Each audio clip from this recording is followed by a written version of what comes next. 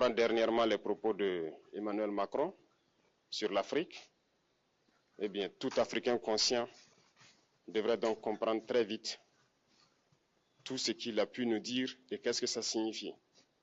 Le général Tchiani a dit il n'y a pas longtemps du changement donc de tactique ou de stratégie des forces françaises en Afrique, et je pense qu'il est venu le confirmer.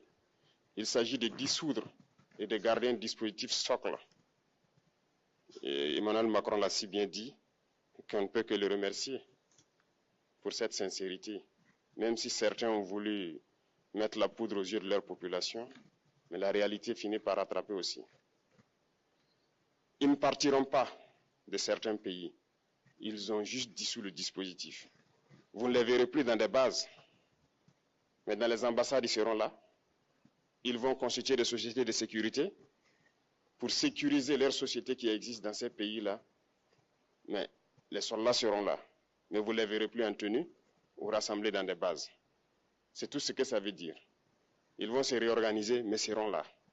Il a parlé de politesse vis-à-vis de certains chefs d'État en leur donnant la primauté d'annoncer donc la rupture ou le départ des forces françaises.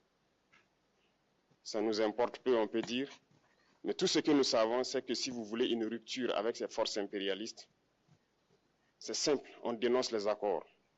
Tout commence par là-bas. Et je pense que l'exemple du Tchad, en tout cas, est palpable. Ils ont commencé par dénoncer les accords. Sinon, si on ne dénonce pas les accords, juste dire que les bases quittent, on n'a rien fait. Parce que le problème se trouve dans les accords coloniaux de défense qui ont été signés depuis l'indépendance. Le plus dangereux n'est pas ceux-là que vous voyez dans les bases.